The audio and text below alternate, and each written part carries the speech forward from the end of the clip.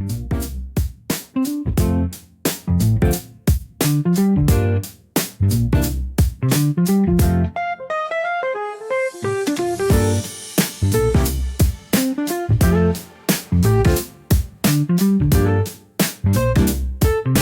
welcome to Asian American is Not a Color, Conversations on Race, Affirmative Action, and Family, a book talk. My name is Keenan Colquitt. I'm the Program Manager for Diversity Scholar Engagement with the National Center for Institutional Diversity, NCID, at the University of Michigan. We begin this event with a presentation from Dr. OiYan Poon. After this, Dr. Poon will be joined by a fantastic panel of scholars to discuss her book, Asian American is Not a Color, Conversations on Race, Affirmative Action, and Family. We will then open the discussion to questions from you. But before all of this, the land acknowledgement. The University of Michigan is located on the traditional territory of the Anishinaabe people. In 1817, the Three Fires Confederacy made the largest single land transfer to the University of Michigan. This was offered ceremonially as a gift through the treaty at the foot of the rapids. Through these words of acknowledgement, their contemporary and ancestral ties to the land and their contributions to the university are renewed and reaffirmed. And now it is my honor to introduce Dr. OiYan Poon. Dr. Poon is an educator, author, speaker, and scholar. She is co-director of the College Admissions Future Collaborative, or CAF Lab, CAF Collab. Through the CAF Collab, she is serving as a consultant to the Illinois Governor, Dr. J.B. Pritzker, Office of Higher Education and Policy. Her research focuses on the racial politics of Asian Americans, education access, affirmative action, and admission systems and practices. The book we are discussing today explores how Asian Americans are shaping the future of race relations through debates over education policies like affirmative action, using personal narrative and interviews of Asian Americans across the country. OiYan, great to have you here today. Thank you so much, Keenan.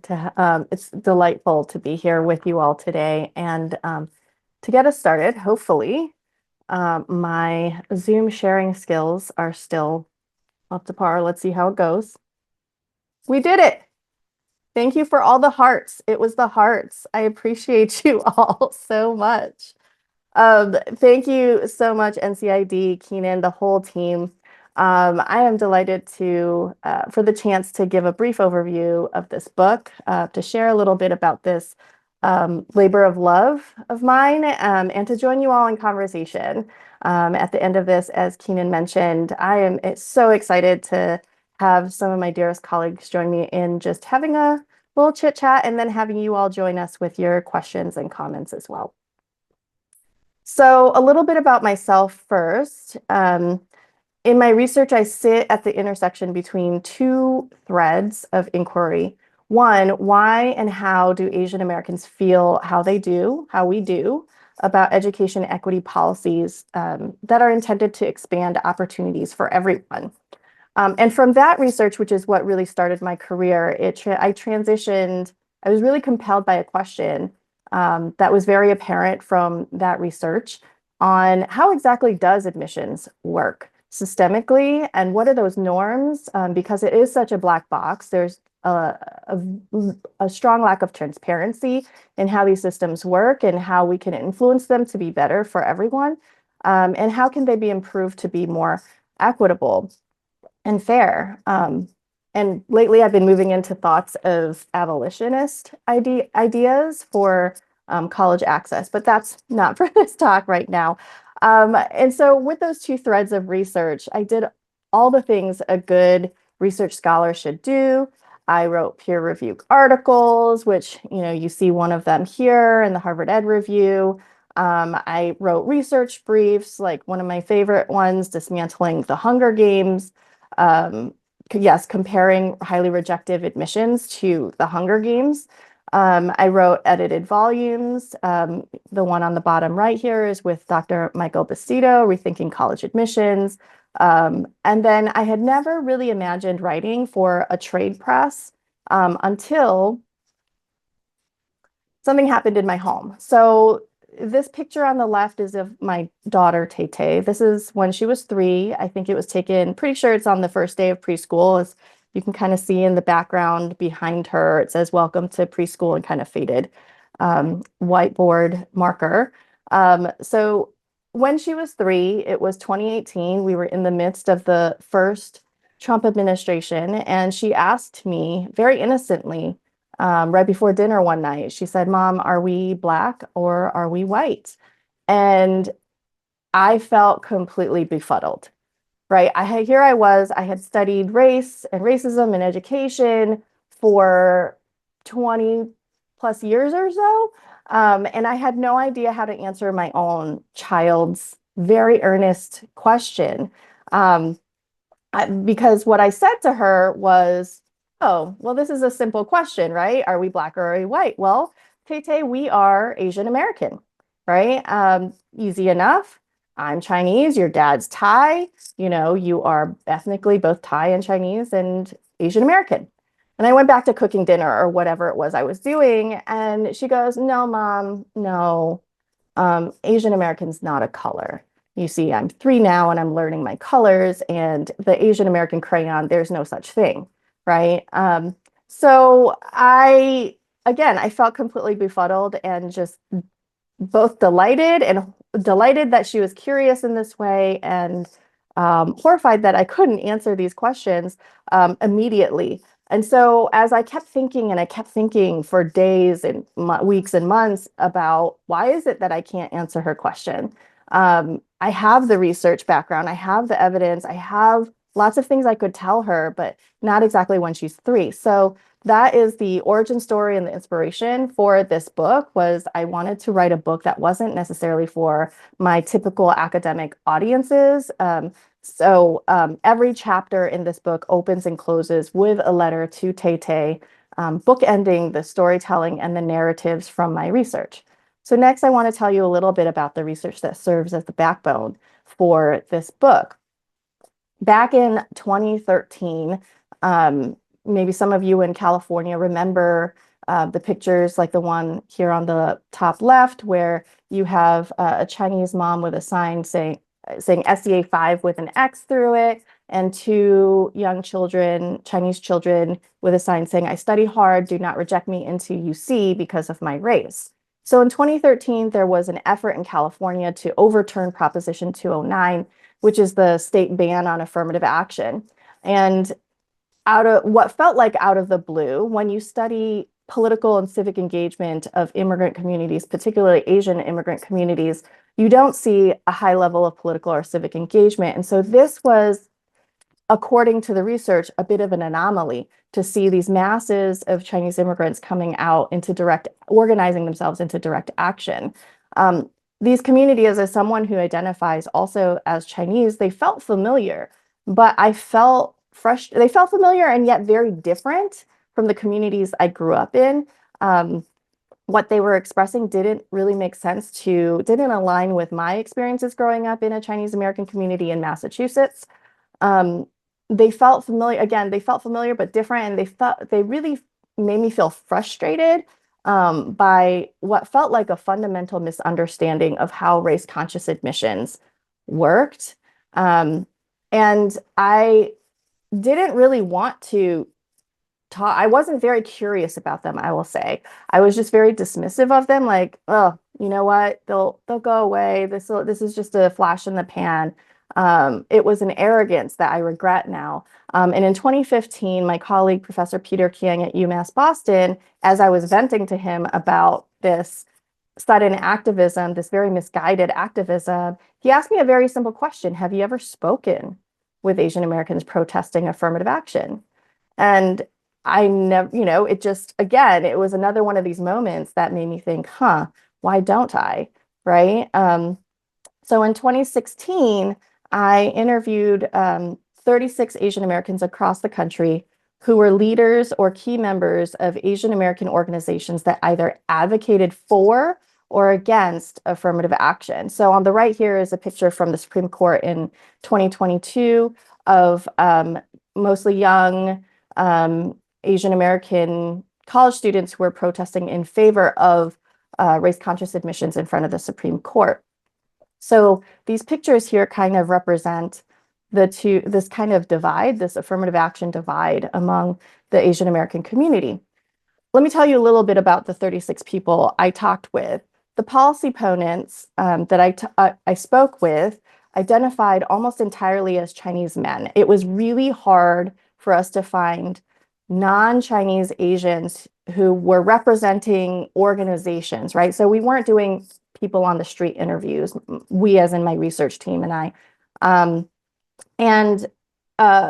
Everyone who volunteered identified as Chinese men. Most of them were also immigrants. Half of them were immigrants after 1990 coming here to the United States on H-1B visas or as grad students, essentially professional class immigrants. Very different, again, from my immigrant elders and their pathways coming to the United States as working class immigrants. The other opponents, the other half of the opponents who were not immigrants were 1.5 or second generation Chinese American, and they also had attained class privileges. Many of these people lived very segregated lives, meaning they skipped, unlike my family, they skipped the ethnic enclaves, they skipped Chinatown into the ethnoburbs, such as like San Gabriel, Monterey Park,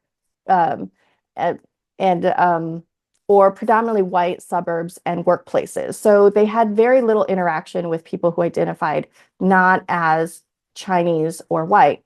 The policy supporters, some of whom are pictured on the right, were much more diverse by ethnicity, gender, sexuality, generation, meaning there were fourth generation folks I'd interviewed, first generation immigrants, and everyone in between. And there was a lot of economic class diversity as well. And they had a lot of interaction across racial diversity and different people across different identities. And many of them that I interviewed who were affirmative action supporters, they had the benefit of ethnic studies classes or Asian or Asian American studies classes or women and gender studies classes. Perhaps we can talk more about that later. So that was a little bit of the biggest difference between these groups.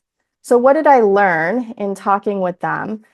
Misinformation is pervasive is not exactly a groundbreaking finding in 2025, but in 2016, I was learning, I'd heard of misinformation and disinformation, but in this project, I really learned how pervasive it was, and particularly among Asian Americans and immigrant communities, and the role of ethnic social media, such as WeChat. In other Asian communities, there's WhatsApp or Kakao Talk or Line, etc. These mini echo chambers that fracture and divide various communities and how we communicate with each other across diaspora. So what was fascinating to me was that across all 36 people, 30 out of 36 people, when I asked them, what is affirmative action in your own words, they told me basically myths about affirmative action. 30 of the 36 people said it was, oh, it's a racial quota. And the opponents would say like, well, racial quotas are unfair because XYZ.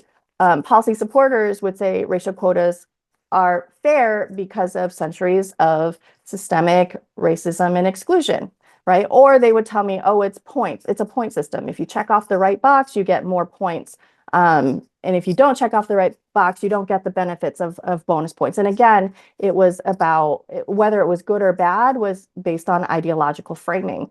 On the right, the pie chart for holistic admissions really reflects the second question, a follow-up question I asked everyone. After I asked them, what is affirmative action? I asked everybody, so tell me what your ideal system of admissions is. And 34 out of 36 described race-conscious holistic admissions. So what I'm saying is that even the self-proclaimed affirmative action opponents told me that their ideal system would mean that admissions offices and higher ed institutions would recognize that there are deep inequalities in our K-12 system by race, by class, by gender, right? And other strata. And so colleges and universities should be recognizing that not everyone has the same opportunities. I hope if you can see my face, my face is like surprised, right? And so it was very shocking to me to find out that these people who were disagreeing with each other had this very interesting shared basis of misunderstanding, right? So I wondered, could then a correction of information reshape the debate? But I am increasingly concerned about the power of fact and evidence. It seems, especially if we think about the Supreme Court, I co-led over 1,200 social scientists in submitting amicus briefs that ushered higher ed research and evidence for the Supreme Court to consider in the Harvard and UNC cases. And in the ruling, Chief Justice Roberts absolutely dismissed all of the fact, the evidence, and legal precedent, right? And unfortunately, ideology seemed to be winning out as a deep abiding concern of mine today. For Asian Americans, there's a clear ideological divide, as I had mentioned, I briefly touched on before. Through the affirmative action divide, this ideological divide is really surfacing. On one hand, you have those who lead from ideologies of justice, solidarity, and abundance, pictured on the left here again with the racially diverse picture of young people in front of the Supreme Court. And on the other hand, you have some who lead with ideologies of what I've been calling just us, right? Just us to move up in an unequal hierarchy. We can't change the system, right? So on the left, people with an ideology of justice, solidarity, and abundance believe that we should fight to change the systems because the systems are unjust. Whereas on the right, just us, individualism, and scarcity pushes people to want to just, really close in on and hold tight to essentially unjust systems and just figure out ways for individuals to navigate these unequal structures and systems. They operate with disagreements with those who lead with solidarity because we can change systems more. Because on one hand, you've got people who believe we can change the systems to be more just. And on the other hand, it's kind of like with scarcity, individualism, and just us, it's like, well, what can we do really to change systems? And in thinking about this divide, I recognize that there's two different ideological traditions that we can trace historically. And I talk about this in a chapter. I talk about our ancestors, right? Asian American ancestral lineages, political lineages. I go through the stories of what I call our litigious ancestors and this long-standing ideological divide. Although I now identify with those pictured on the left, justice, solidarity, and abundance, for a substantial amount of my own life, and sometimes in certain contexts, I have identified with those on the right, just us, individualism, and scarcity. When I suspected that projects for racial equity were not for Asian Americans or excluded Asian Americans, falsely. I think in our deeply unequal society, it's easy to slip into individualism and scarcity mindset, especially in a society rife with mis and disinformation, seeking to sow division through fear. If you thought these dynamics were over because the Supreme Court already finished ruling in the Harvard and UNC case, unfortunately, it seems all of these racial conflicts, tensions, and debates are more relevant than ever. Last week, there was a new legal complaint filed against the University of California by a law professor at UCLA, Sander, and his friends who essentially disagree with contextualized review and admissions. And what is that? That is holistic review, recognizing that, not necessarily even by race, because California has not practiced race-conscious admission since the late 90s.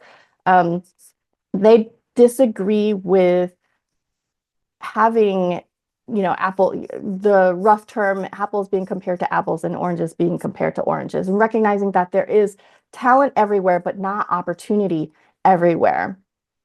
And really what they're challenging is this question of who belongs in top tier universities. For Sander and other litigants in this new lawsuit, they truly do not seem to believe that there are talented Black and Latino and Indigenous students. They cannot believe that there can be a review of student talent and recognition of talent in a way that honors the diversity of students and the various unequal contexts that we continue to suffer from. And though, so they are really pushing back, I think, this idea that the university belongs primarily to wealthy white men, unfortunately.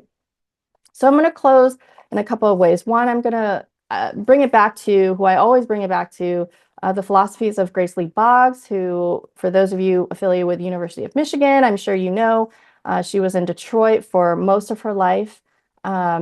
She has written wonderful philosophies, and I'll share two of my favorite quotes by her.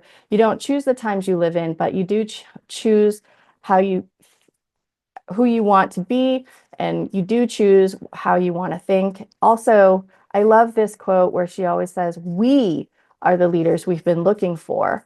I want to end with our ancestor, Grace Lee Boggs' wisdom, because I invoked her wisdom throughout the book.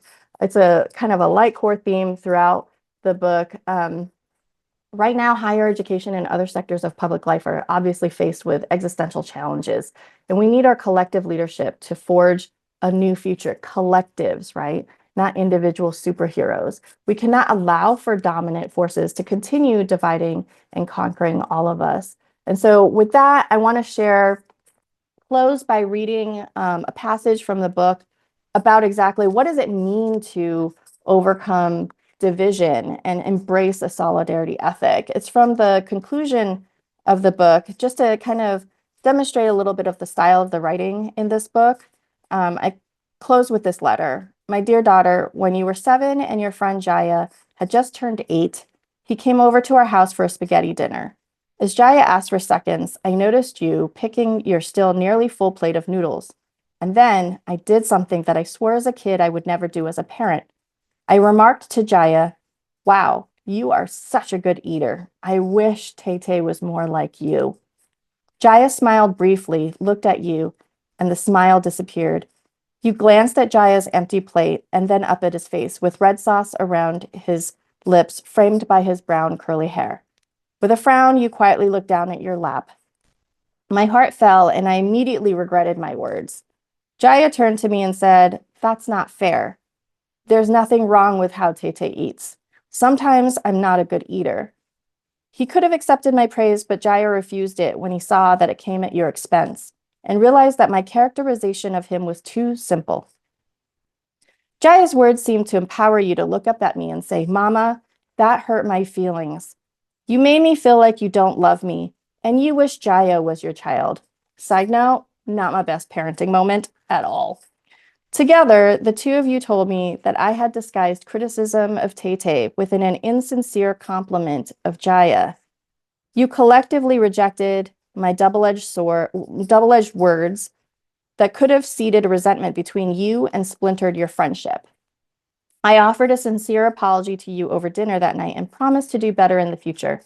You and Jaya are 2 third-generation Asian American children, one mixed ethnic Chinese and Thai, and one Black, Jewish, and Indian mixed race. In that dinner table exchange, you embodied what it meant to be Asian American through your instincts to act in solidarity with each other. At least this is my understanding historically of the concept of Asian American identity. Also, a side note. Motivated by care and love for each other, you intuitively rejected my words aimed at dividing you and Jaya. That moment was one of my low points as a parent, especially when I realized that I was engaging in a form of wedge politics that so often gets enacted between Asian Americans and other people of color, especially Black people, within power-laden social contexts. Asian American is not a color, you told me when you were just 3 years old. You were not wrong.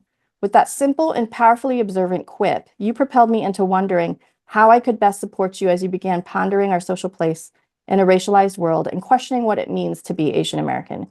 Explaining the complex and absurd realities of the world around us without overly complicated scholarly words doesn't come very easily to me.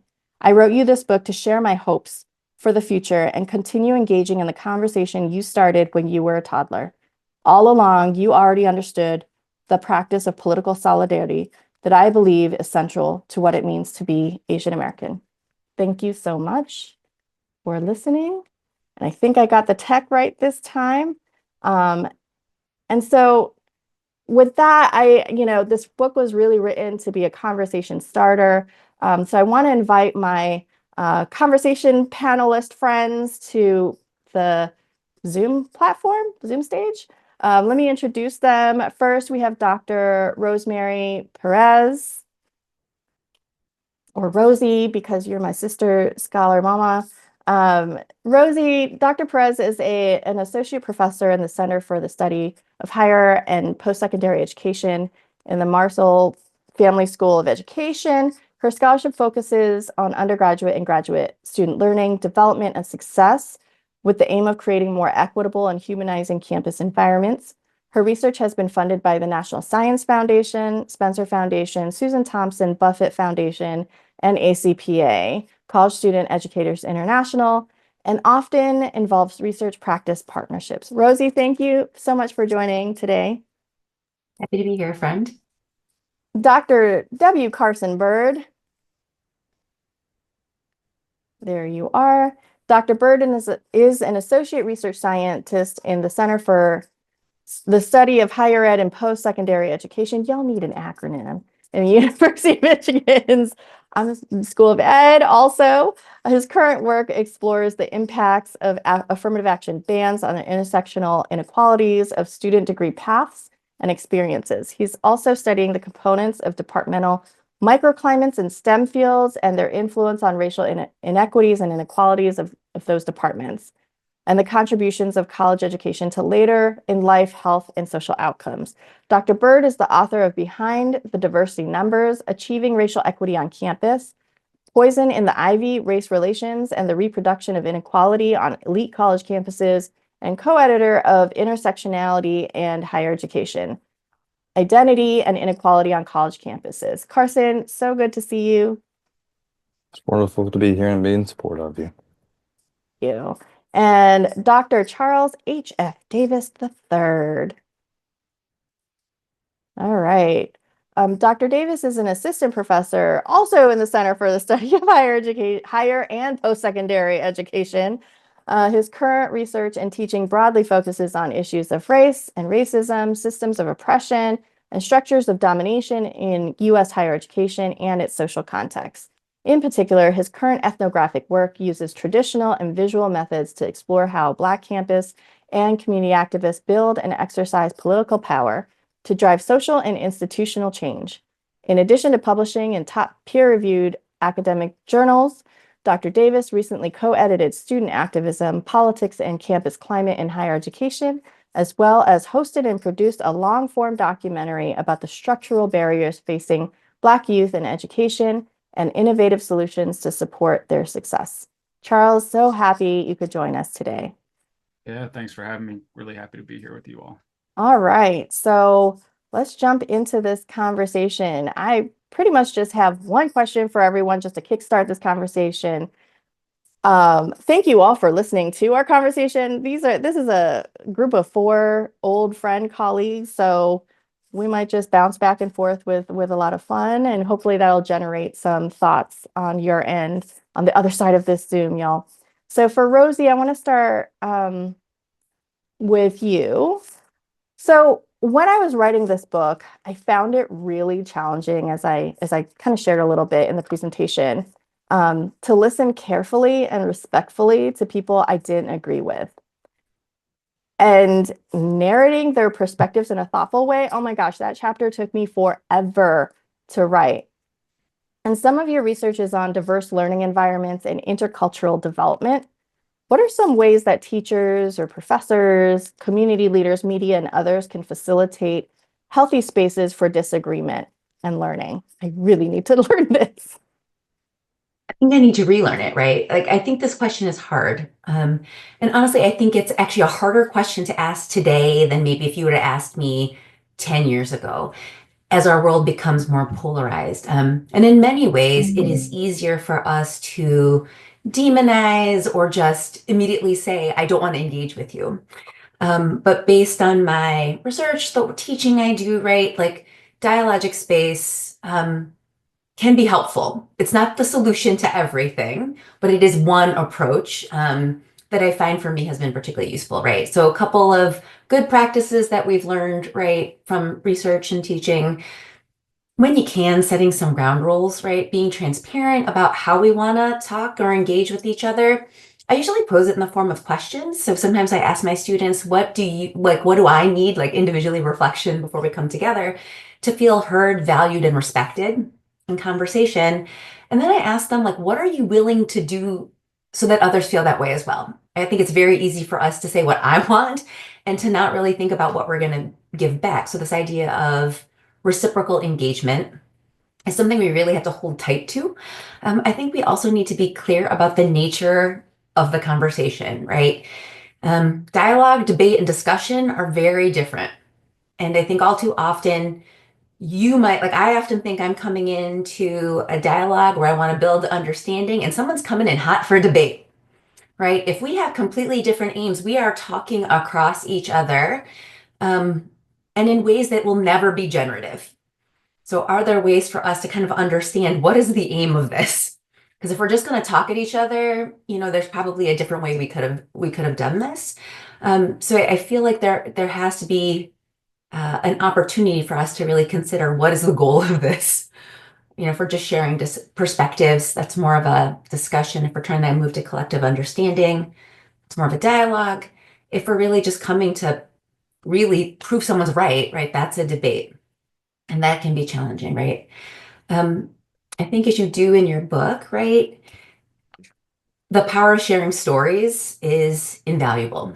I think particularly as we're thinking about talking about systems of oppression, ways in which we come to the spaces differently and are positioned differently to experience the world, right? We don't owe anyone our stories, to be clear. You don't owe anybody anything. And what is the value of helping people understand our perspectives and what we live daily? And how might we get folks to think about their own positioning, right? Like sometimes we aren't taught to think about that with purpose. But if there's opportunities to engage with that meaningfully, right? People can sometimes, they've never really thought about it on purpose. We've been taught not to. But the power of sometimes coming to understand, though that might take time, how we might be the beneficiaries of privilege, how we might be positioned to hurt or harm other people can be really powerful. And that doesn't necessarily happen in that one conversation. Sometimes the hope I give myself is this one piece will help keep that moving, even if maybe I've shortened that timeline a little bit. Like that's the piece of hope I hold on to as an educator. I will say that some of these good practices we see, again, are easier said than done. I think if we're going to participate, right, like there is some reflexive work we need to do before we're ready to participate. To really kind of know what are the things that really activate us? Like when I feel heat, the way I describe it to my students, I feel heat rising. My face might not be red, but I can feel just like heat. And what does that mean for me? Does that mean that I can listen and continue, or does that mean I need to know I'm actually not in a position to keep talking, or particularly as a teacher, to lead this conversation? Like when do I need to name that for people? I've also found, particularly if you are an instructor, like modeling when taking accountability for when hurt or harm is perpetrated. Like if you've done it, if you notice it, don't just keep going. And I think that happens way too often where we're like, I don't know what to do, so I'm just going to keep it moving. We are missing so many opportunities in many of our classroom spaces to attend to process. How do we be in community? How do we talk with each other? What is the hard work we need to do to acknowledge when we've honestly messed up? And for me, those moments have been the best ones and by best, I don't mean like they were fun. They were very hard. But what I know is that generative work to name, to be accountable to each other is when I feel like that real work of listening to each other and talking across our positions, that's when the work really started. when we said, I screwed up, I missed this comment somebody made, and I need to say, I'm sorry. And what are we going to do to make sure this doesn't happen again? To me, that's the work, right? But with all this being said, we got to heed the wisdom of James Baldwin, right? We can disagree and still love each other unless your disagreement is rooted in my oppression and denial of my humanity and right to exist. At some point, we also need to kind of recognize when we're at our limit, right? The efforts of conversation are not generative. They are not good for our well-being. That's not to say that, we don't do this work, but we can revisit things later.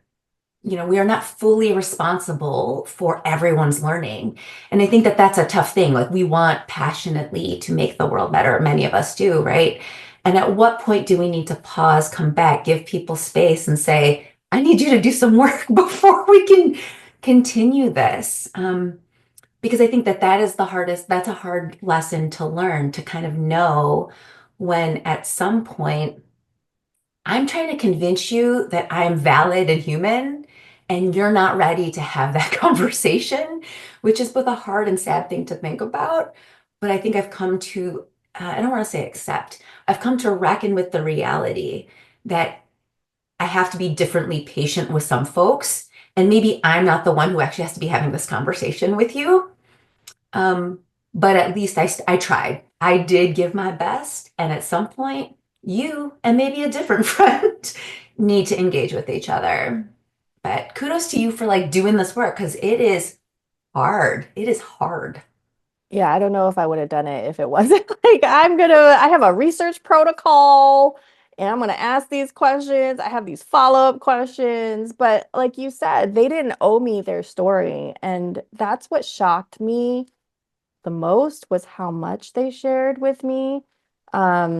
And then I felt very obligated. I mean, with all my research participants, I felt obligated to honor the time and their stories that they're sharing with me. But I am no longer regularly in a classroom, so I'm wondering if Charles, Carson, you have, thoughts on, do you have any tips for, I don't think I was ever very good at hiding my face when something was said in the classroom. Yeah. Do you have thoughts on this, or tips, tricks?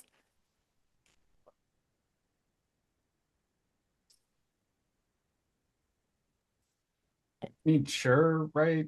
Like, I think this is interesting given the folks who are on this call and the courses we teach and some of the expectations that often like come into the classroom, right? And I think that's both from students for whom this content is maybe more familiar than it is for others. Although I think many of our students, as we've seen in the last few years, understand how like pressing this particular moment is to engage in these conversations. And I think for me, it's understanding the role of the sort of classroom instructor as facilitator, which I think Rosie was sort of talking about, right? In that there's a point at which we can provide expertise and we can provide, theory and like relevant readings and all these other sort of pieces. But I think, what I was hearing as Rosie was talking is the way that we center and make visible our humanity in this sort of pedagogical project, right? And I think that becomes a point at which we can start building the type of relationship that allows for the type of discourse that we would want, that is generative, that is productive, that is evolutionary, that helps move people from sort of maybe where they are to where we hope that they can be. And I think that is the thing that's been really useful in my practice, is letting students know like who I am as a person, how I show up in the space as a person, the things I navigate, not just in the architecture of the university, but also in sort of the broader world, and also, in relationship to your story, as well as like, what does it mean to negotiate these things as a parent? Which has actually improved my teaching practice tremendously, which is not to sort of infantilize like our students, but when you have to like explain things to children, right, there's a certain precision and specificity you have to have that sometimes academia allows you to get away with not doing, because we use fancy words and all these concepts. And when someone says like, well, what does this actually mean? We can't always explain that. And having, a 5-year-old and almost 2-year-old, these things have to get very rudimentary and really specific. And so I really appreciated, what you shared about your conversations with Tate, because it really just is emanating from things that I have to do on a daily basis, of explaining what it means to be, who I am and what I do in this world. Yeah, and like with love, right? Precision and care. I think that's so. I want to ask a question for Carson, like to Charles's point of both as experts, right? All four of us have PhDs, professors, we profess, we use evidence, right? We bring forward our expertise. But then there's also the human side of things that Rosie, you mentioned, and Charles doubled down on as well.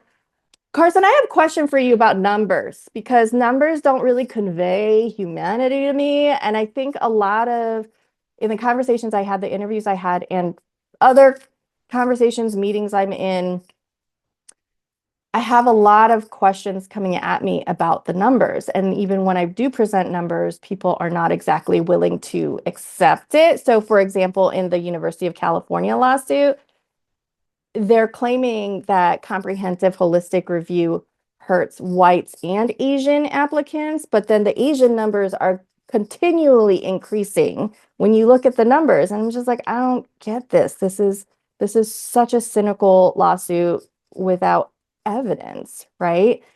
I also get all these questions about like the fall 2024 admission cycle, the enrollment of first years after the Supreme Court ruling. So like how I'm making sense of 1 year of institutionally reported data, because it's not from iPads, it's not from any kind of confirmed source outside of university PR operations. So I've been wondering how you've been making sense of demographic numbers, and how do we do this in a more humanistic way too? And similarly, how you're making sense of this new White House administration shutting down access to data sets, such as those through iPads potentially in the Department of Education. You have all the easy questions, obviously. What do we do with numbers? So most of my students, most of y'all, like I love numbers because people wield them in very, very interesting ways, like what you were saying, Leon, like, oh, these numbers over here from this institution give this really interesting picture, but over here, we get a completely different picture. And so that leads to a lot of confusion. And then there's a lot of stories within there that, like you said, numbers can be dehumanizing because of how we've treated them, how we condense down the complex reality in our lives into, oh, I got X SAT score. So now I must be worthy of something, or I'm not. Like that's really hard to kind of sit down and have a number dictate your life or feel like it can, right? And so these lawsuits are saying we should trust the numbers more. We know that merit is an objective thing. Oh, you didn't have an AP class? Well, why didn't you create that in ninth grade? Why didn't you invest in your education? Don't your parents care? Well, why didn't you go to a good school? There was only one school. You should have created another school, right? And so what they're doing is they're truncating a really complex reality and saying that merit should only look one way, that we understand the world to be one way. And if it doesn't work, then that's actually on the person and their family and not us as a society to fix things. And so they hide behind the numbers. And so a lot of these lawsuits, like what you were mentioning with the University of California, is like, oh, well, they had a slight uptick in Black and Hispanic and Latino students, enrolling at the University of California system. Oh, something's going on. And it's like, no, if you look at this is one time point. It doesn't make a pattern. It also shows when you compare all these different institutions, they're juggling a lot of different pools. They're juggling a lot of different students who are applying to one institution and not another, right? There's so much complexity there, but they're like, it can only be one way. And it's a really simplistic notion of how we use data, how admissions works, how people even decide whether they see a school as being a place they want to apply.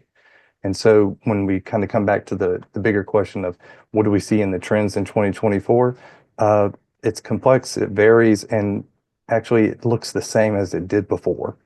Like some institutions saw some increases, some saw slight drops, but in the end, we still see what we call in sociology effectively maintained inequality. That despite the policies, we still see a very racialized, class, and gendered and segregated system of higher education. That these policies weren't actually going to make a difference because we've seen them erode since 1978, right? As soon as they were introduced, people were like, oh, no, this is too far. And it's like, we haven't even enacted the policy to see if it could make a difference, but then it was too much. right? And so this gets to your point about the executive orders. I found out yesterday I had data access, restricted data access. I was so happy from the Institute for Education Sciences and the Department of Ed. Finally got access after months of all the bureaucracy and paperwork, and got it last week. And last night I got an email saying, hey, by the way, that remote access you got, it's going to go away in June. And you can't add any new people to your license. Like, I don't know, a graduate student who's signed up to work with me on this project. So now they can't even get access to the data. And I have 4 months to basically crunch everything down, right? So by cutting down access, not only does that cut down on the work, but it cuts down on helping students find what they're passionate about, how they can use data and research to connect not only with an interest, but with their communities, how they can make change, how they can make a better understanding. And these executive orders are exactly about that, closing off access, not just to data, but to knowledge, the ability to make change, to be able to go back and say our history actually looked like this and not the way it's being whitewashed. And that's literally what it is, right?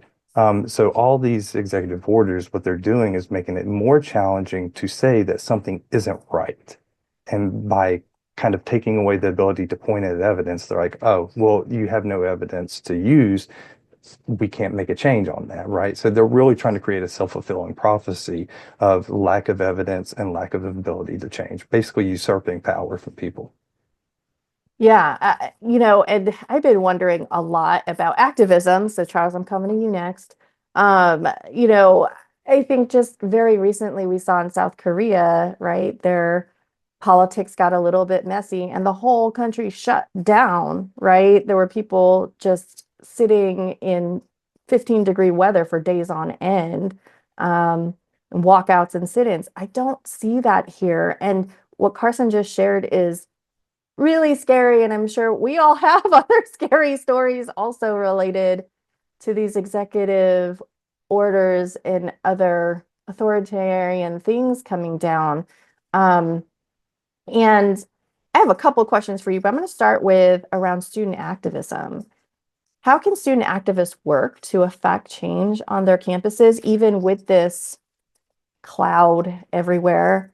And what would you suggest activists read for guidance or study up on, create reading groups, study groups, action groups?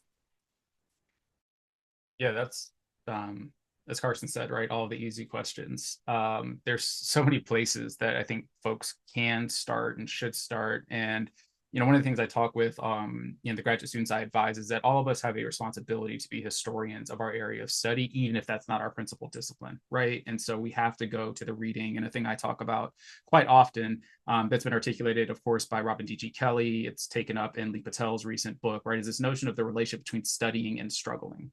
And so I recently just gave a talk to open our Black History Month here, where I talked a bit about how we think of folks like Huey P. Newton, for example, right? One of the co-founders of the Black Panther Party, which he actually co-founded as a college student at Merritt Junior College in Oakland with Bobby Seale, was we often don't articulate a way of understanding Huey as also like a sort of primary theoretician of the party and someone who ultimately went on to go get a PhD. Right, as did Angela Davis, who we often reference. And one of my even own struggles coming in as an organizer and in graduate school was this like idea of authenticity, of like what it meant to be authentically engaged politically.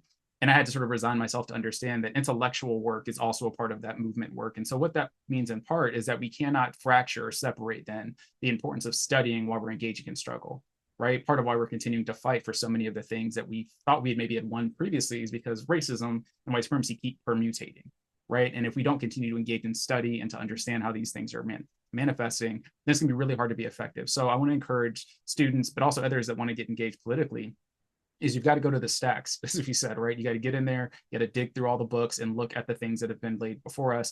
Even go to your university archives, right? At Michigan in particular, we know we have a very deep archive of student activism, especially Black student activism here. But what do your university archives and the newspapers tell you about things that were happening and how folks were building? And I think this is so important around coalitional work, right? We're coming to another moment yet where we feel like they're like competing interests. Not that there aren't always in movement work, but when we think about solidarities, what does it mean to understand how and in what ways we share common oppressors, right? And how, again, the history sort of teaches us of how cross-racial solidarities have always been an interesting and important part of how universities have moved forward and really like laid the predicate, right? We can think about the evolution of our ethnic studies programs and sort of all their specific manifestations, Black studies, Asian American studies, all of which really, are due to what Black student organizers were doing in the Black campus movement, right? That laid space and made space for us to have these epistemological interventions. And so I think that becomes important of just recognizing how there's overlap and should be with what's going on, not just with, say, what's been happening in Palestine, the pro-Palestinian organizing that's happening, right? But the histories of Black student organizing that almost immediately came full circle in the wake of this anti-DEI move, right? And so I think that becomes really important for folks to dig into those types of resources that are available. Of course, you could check out, my book with Dimitri Morgan on student activism, but there's so many other texts. Ibram Kendi's early work on the Black campus movement, Martha Biondi's work in that space as well. There's also an important book, In Our Power, that's about the development and growth of SJP, the Students for Justice in Palestine, that I think is a really helpful resource in this moment. And, again, just like not separating that. So what does it mean to engage in study groups and reading? And this is the thing the encampments really showed us, right? The teach-ins were happening on a regular basis, right? I and others participated in those, but students were leading reading groups, right? They were engaging in some of this ideation and thought making by drawing on things that they learn from classes and things they learn in community spaces. So really just, again, having that really intimate understanding that we can't struggle without studying, and to do so actually would be like negligent and perhaps a dereliction of our duty. I'm just taking that all in. um, I just really want to stay here for a little bit with the solidarity thread. And friends, please jump in. Do we have, because part of the work I did for the book was like this historical study of projects of solidarity, right? We wouldn't have bilingual education today had it not been for the Lau versus Nichols case. And there was a deep history of cross-racial solidarity in that campaign for bilingual education that doesn't really get surfaced much at all. So there's these historical projects, and I'm wondering if you all have examples of contemporary examples, like right now, what do you see happening right now that's giving you hope and is really exciting you around possibilities for overcoming this divisive space we're in right now?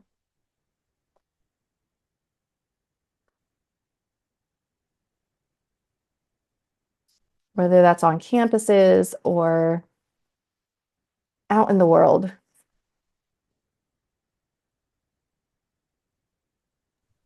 Love the pauses. We're all like, radical hope. We need some radical hope. I know. So this is like actually a little further back, but I was thinking a lot of my work is on graduate students and inequitable experiences of graduate students.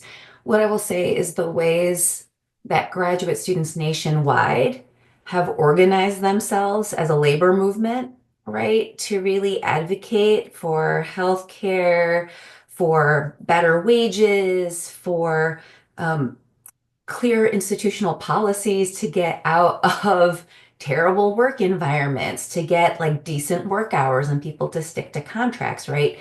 There has been purposeful, coordinated efforts to share what we're learning, right, nationwide. And, it would be easy for folks to say, well, I only care about my campus, or I only care about my discipline. But, and many of us have talked about this we've talked about this collectively, right? There are so many things that youth organizers or earlier career organizers have to teach us about, honestly, like caring more for other people. I think some of us are from a generation, I'll speak for myself, where, you cared a little bit, but like people got real nervous. Everything operated out of fear. And I think there is a certain sense of like, what do we have to lose? We're losing more by not sharing. We are losing more by not demonstrating that care and concern. We are losing more, proverbially, by not honestly like reaching out and across. And that is a lesson that I think, activists that I would have looked to like Grace Lee Boggs have done. And then somewhere in the middle, there was kind of this loss of, at least in my generation, of taking that up, likely out of fear of losing things, right? And there is, I see folks taking that mantle back up. Now, the question is for those of us who are in different positions of power and authority, how do we also leverage that strategy? Because I think it's often dismissed. is like, oh, they're too radical. Like they don't know yet. That's not how the world operates. I'm like, or maybe they're actually dreaming of something bigger that requires us to build rather than work within what already exists. Like I love that. why don't we do that? Like what do I have to Yeah. lose, right? Like, and I think that's what I've learned by Instead of just watching being graduate like, students. oh, these sit-ins or teach-ins are so idealistic. Yeah, it's like, oh, They'll they're grow up. passe. I'm like, well, you Yeah. know what? People did that in the 60s and look, and 70s. Like people have done this before. Back to Charles's point about study. Like there is a lot to be learned about strategy and organizing. And we're doing it again a little bit differently, but there's a lot to be learned from how earlier, like I see graduate students, youth organizers around the environment, like the walkouts that happened in LA around ICE. Like there are people organizing, and many of us could do well, including myself, to take those kinds of risks, to speak up and out more boldly. And I would just add, right, picking up on that thread, Rosie, is that, what we're encouraged by is seeing how students are traversing the boundaries of campuses, right? And so we have this idea that student activism only exists within what we call the city limits of a college university campus, but historically and contemporarily, students are going off and away from campus to engage in political education, to be rooted in the communities in which their universities are situated, despite all the efforts that the university has made to distinguish itself as like separate and away from, right, the city that it's located in. And I think, again, the encampment sort of, revealed this sort of, again, and one of the real challenges that, folks were faced by was trying to distinguish this insider-outsider dynamic of like, well, who's a student, who's a community member, like, what's your affiliation? And so we then start to understand how, the intersection of these concerns and issues, when we talk about what's happening with immigration and enforcement and ICE on campuses or in cities, right, is that the same type of border patrolling is actually happening in the college university context with this attempt to distinguish insiders and outsiders, right, policing them into submission effectively, only to ultimately decide that the type of relationship the university has is actually one that's as much a progenitor of problems as it could be a domain of solutions. And so I think we have to sort of take from that, especially as like faculty and staff, that we cannot reduce our only community, at least in the political context, to those with whom we work and socialize in the campus environment. We need political homes outside of the university. And so I think that's what's really instructive for me of looking at students that are just not limiting themselves to being exposed to what's here, which is like very curated, right? People take a lot of time to make sure that there's not just stuff that's included, but stuff that's excluded, and how they're getting off in a way to get more engaged and deeply committed to the place that they're ultimately going to return, right? Like some of us have been sort of lifelong students and are still here at the university. But for many of us, right, we're going to go back into places, some of the communities from which we've come, into new communities. We need to know how to have meaningful and be in right relationship with those folks so we can actually engage in political struggle together. Sometimes it means against the university itself. Mm-hmm. And kind of bringing both Rosie and Charles's comments together, and thinking on your work, Rosie, which my students are actually talking about in class tomorrow. So there's that. One of the things that we have to remember is how we have to unlearn being professionals as academics, and how that stifles our ability to build these bridges and these collaborations for community engagement, not as a thing to go on a CV, but for change. Right, like we're supposed to acquiesce. We're supposed to have a certain kind of persona. Our public scholarship, our public engagement is curating a certain kind of voice and brand and image more for an institution than for ourselves, right? Let alone building communities. And so this is something that we have to unlearn as we get through and try to navigate this system as well. Because if we don't, we could be doing more harm than good, right? And so that's one of those things that I think, as you were mentioning, Rosie, like, it's not so much that our generation lost something as much as we saw how, what Charles was saying, these are a curated set of histories of how you should, what good participation is supposed to look like, depending on your positionality, right?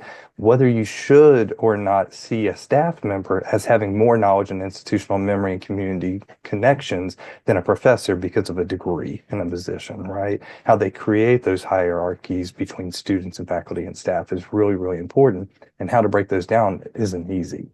Right. And so I think that's one of those kinds of bigger kinds of aspects of this is like we are in some good positions, and yet we are actually in really poor positions to do the work that's needed. This is making me think a lot about LePaperson's A Third University is Possible, where he uses a cyborg analogy or metaphor where, if you're internal, right, change can happen by moving things around. It sounds like administrative minutia, but quite frankly, these are the stories that don't often make it out into the public. Is like, how did Trio get established, right? These are administrative things. So it's all the things, right? So I'm excited to have this conversation around like the student activists or the community activism happening across boundaries, really through kind of an abolitionist lens. I'm kind of hearing a little bit of from Charles. But yeah, I wanna kind of wrap up this segment of our conversation and open it up to Keenan to join us again and share some questions from the audience. But before we do that, I want to ask about this final question, really about those administrators in our lives. I've been reading a lot about how I mean, I don't think it's a secret that there seems to be a lot of fear among these fairly well-paid people hired to lead and their teams, right? Whether it's their general counsels and their provosts and whoever else that make up the cabinets on these college campuses or in school district leadership or whatever you want to talk, whatever bureaucracy you want to talk about in education. So why are they scared? Like, what can they be doing? Like, what would you want to say to these folks who are in some cases preemptively rolling back initiatives intended to meet their educational and public missions? What should higher ed leaders, trustees, presidents, provost deans, VPs, et cetera, do in this moment? I love this question, Rosie, of like, what do you have to lose? What should they be thinking about? So I'll jump in really quickly because unfortunately I have to cut out a bit early. But sort of my observations and analysis have yielded a point of view that suggests to me that many higher education administrators lack the moral and political courage necessary for this particular moment.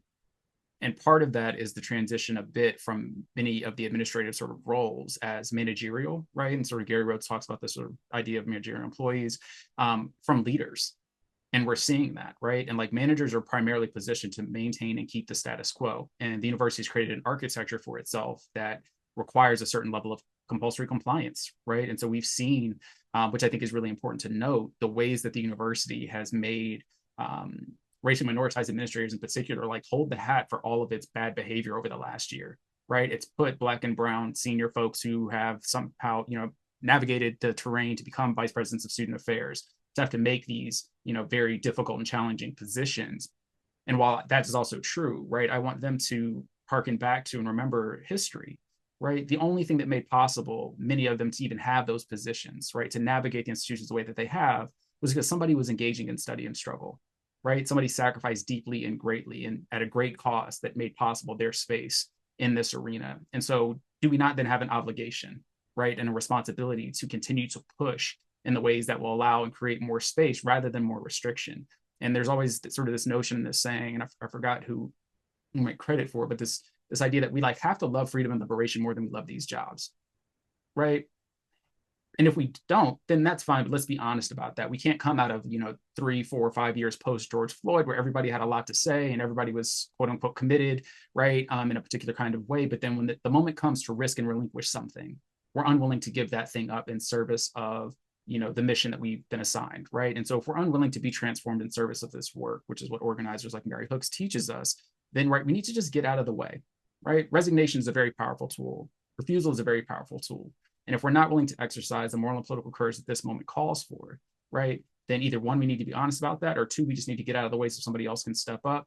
And what we've seen thus far, right, is most of those people who are stepping up are students, right? So how do we, again, listen to and take direction from and find ourselves as folks who are said that we are here to support and serve students? But if we're actually going to do that, then we have to listen to them, right? We have to do the things that they need that will ensure that they have, a place in the sun as the process continues to move forward.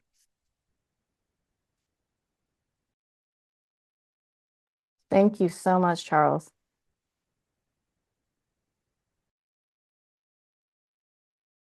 Well, that being said, I mean, this has been a fantastic discussion. I look forward to throwing some questions your way. And I guess one of the first ones that I have, OiYan, if you don't mind me diving right on in there, is well, I guess it kind of piggybacks on something that Charles was bringing up.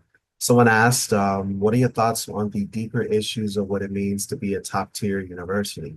And with this, what does gaining admission truly offer an individual? What the selection process is wholesome, inclusive, merit-based, an oppressive system kind of gets into the idea of how are we actually seeing things, and what are the status we're putting on things? What is a top tier university? Like, this is so manufactured and produced in such a fictional way. Like, what exactly is a top tier university? Who gets to decide that, right?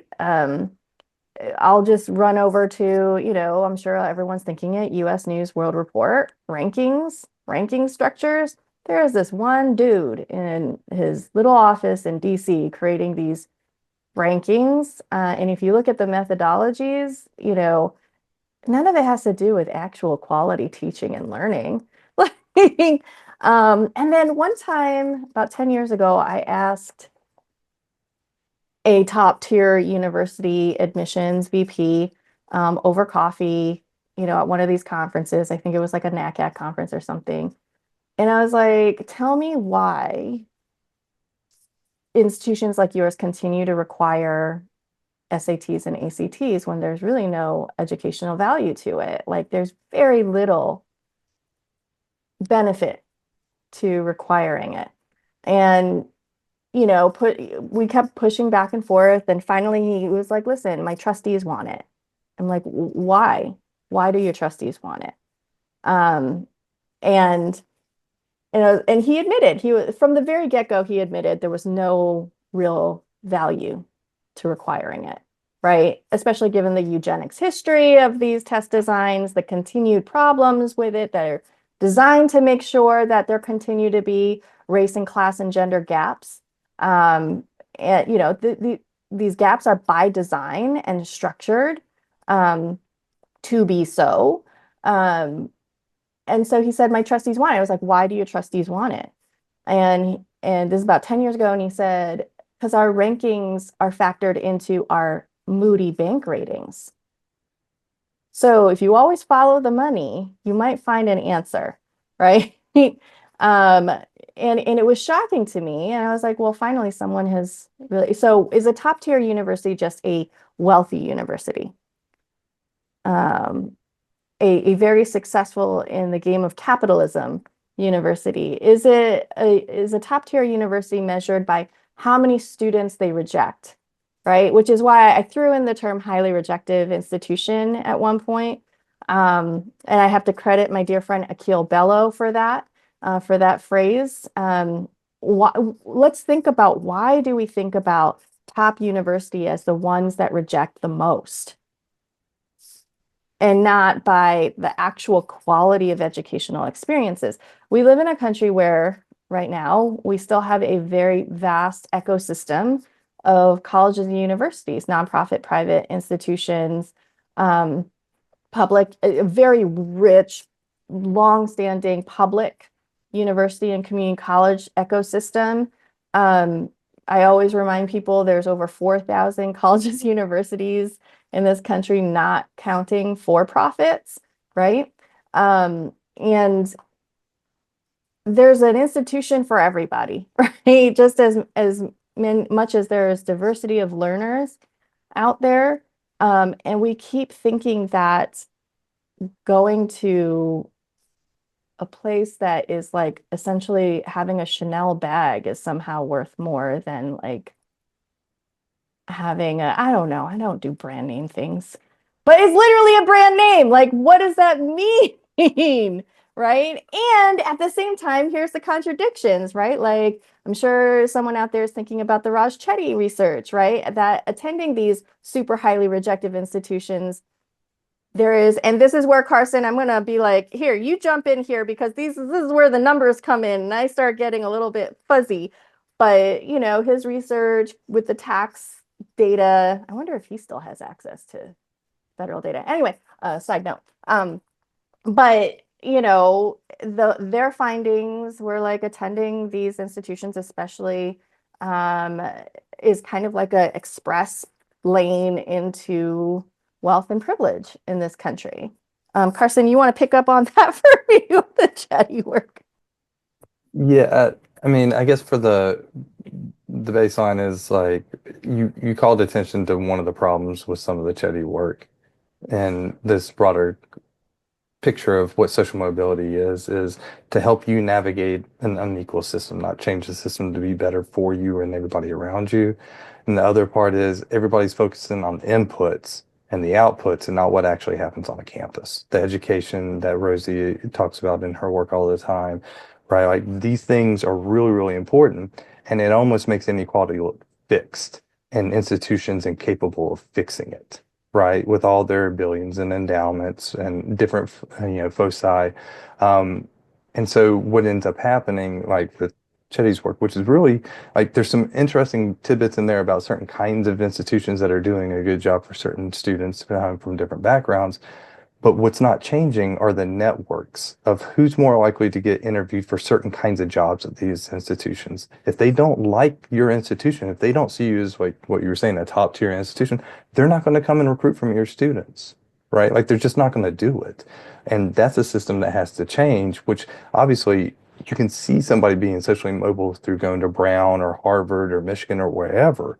But it's not that the institution is doing certain things, it's that the institution is perceived as doing certain things and resources are coming to it, not being made available to the students in the same way that we see broad access institutions doing all the time.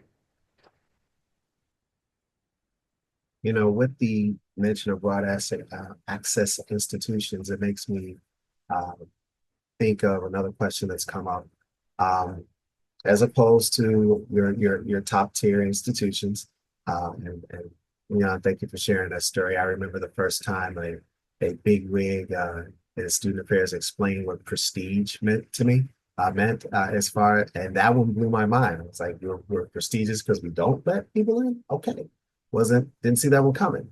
But how would you recommend having this type of conversation about affirmative action, race conscious admissions policies, even student activism in a community college or a smaller liberal college? Because the size of these institutions and the populations that they serve, this type of conversation it feels a lot different here. So what suggestions would you have for those individuals?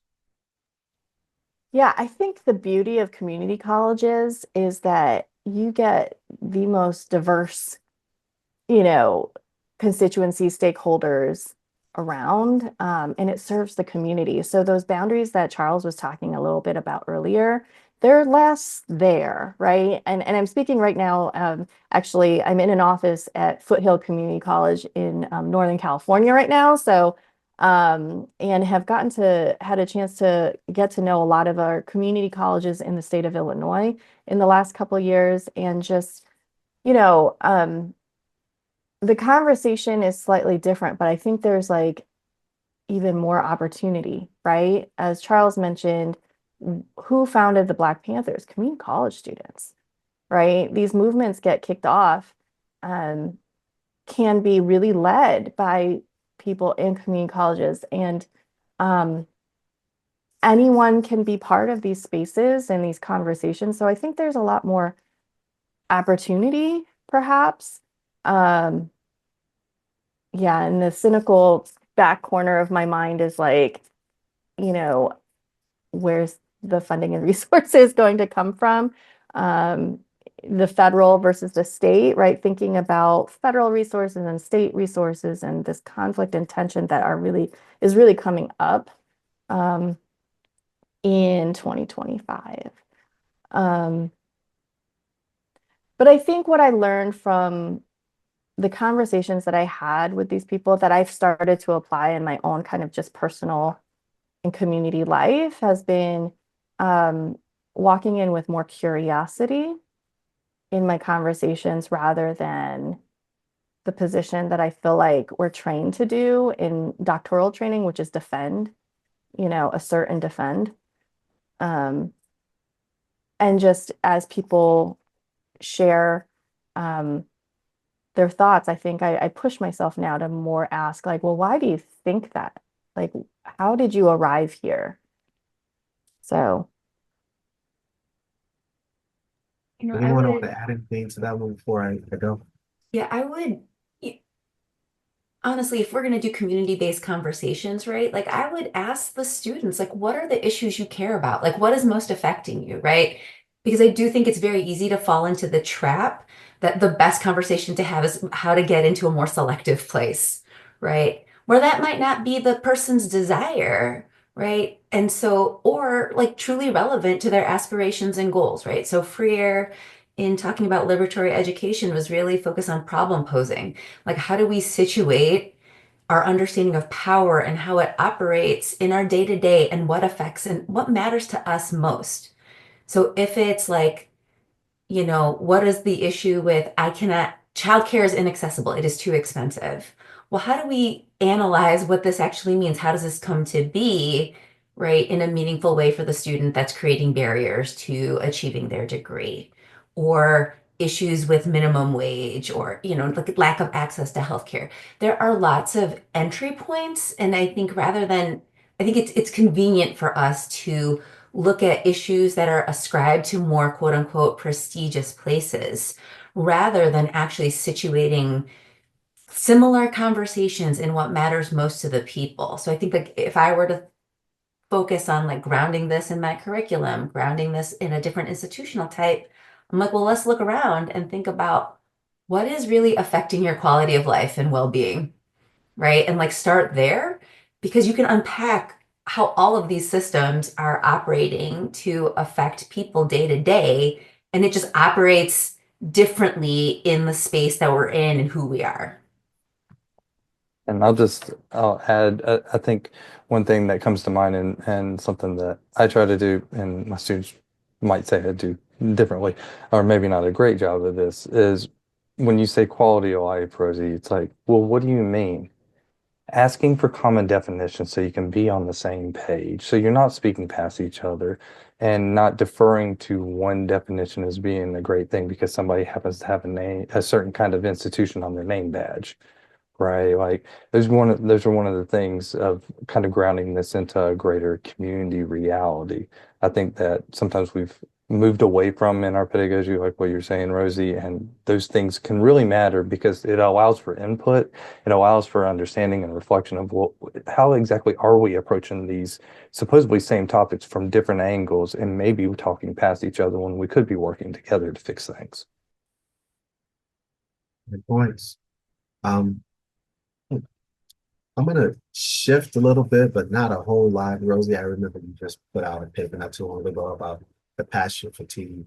And one of the things that kind of speaks to that in one of these questions here is, what advice would you give for white and other non-Black people of color allies who rarely think about talking to their own communities about oppression and solidarity? And here's where that research might come in. Too often, the burden is placed on Black and Brown students, faculty, and staff, people to teach others when they have to also be in community with their own communities too. So how do we do that work when we're already a part of it? And how do we help others to see the pathway forward? Like another 2 hours, Keenan. There's a part of me that says, again, we have to move away from scarcity mentalities, right? To me, the entry point with a lot of folks Asian American folks in my community and Filipino was moving away from the idea that we have to fight for crumbs. Like instead of scrambling for crumbs, I want the whole cake. Like, can we all share the cake instead of getting what's left over? And I think that that mentality was taught to me, right? Like that process of trying to unlearn it means I have to take a little risk, have a few conversations. OiYan and I have talked to like lots of folks, right? I do think it's helpful to think about where can you find critical friends and supporters to engage in this work, to unlearn and to think about like how do you float, like in my head, like when I float these questions with my elders, it's gonna look different than when I'm having this conversation with my students or with my daughter. to really think through what are the different approaches into conversation. But often, like, again, for me, it's often rooted in relationships and experience. Like, how do I show that I'm actually invested in you? That I'm not just trying to get something extractive so that I can move into a better position. I think, again, we've talked a lot about fear, that there's so much hyper focus on us being scared of what we're going to lose. It is difficult to move to the idea of abundance, the idea that we can gain more by connecting and investing in each other. That is just, for me, that's where I've kind of moved towards, like, really working hard to get to that. And I don't know if I have a strategy as much as it's been about building friendship and connection and relationship and the patience to undo a lot of the negative messaging that I had taken in, over the course of many years of life. I won't say that I'm old, but I am. I have to say, like to tag on to what you're sharing, I think of all the young Asian Americans out there who've been doing some really interesting work. Even like 10 years ago, your question, Keenan, made me think about this project from 10 years ago, totally grassroots, called Letters for Black Lives. And it was in language letters in different Asian languages from young people to their elders about why Black Lives Matter was important for various Asian American communities to support, that we are only to be liberated through collective liberation, and why it matters. Like, how does it connect to our own liberation as well? So that's one example. I think a lot about the work that 18 Million Rising has done over the years. Also AAPI Women Lead. So there's some various grassroots movements. Vigilant Love in Los Angeles, which is Japanese American internment survivors and their children and grandchildren working in solidarity with, Muslim communities who've been targeted by Islamophobia. They started right after the Trump Muslim ban, as an example, and they're still going strong. So I think there are examples here and there, and I think it's, coming together. It's the coming together, right? I think that's the beautiful thing. Carson, got anything you want to add to that? Because we got about 5 minutes left, and I want to shift one more time. All right. This is going to be a kind of mixture of a couple of different questions that came up. Really getting back to race conscious admissions policies, because one of the questions that came up was, I've heard that these legal cases against affirmative action are presented by like one group or a small amount of individuals, first asking if that was true and how is that possible. And then in consideration of the small amount of individuals who are creating a lot of change moving forward, especially in education, the country, everything right now. How do we move forward? Where do we go from here? All right. So yes, the lawsuit, I always ask, like in my public talks, I will sometimes ask the audiences how many people think Asian Americans sued Harvard and UNC, and most hands will go up. And then I show a picture of Edward Bloom and Abigail Fisher, who are the founders of SFFA, the actual plaintiffs in those lawsuits, right? And they are not Asian American. They have said so themselves.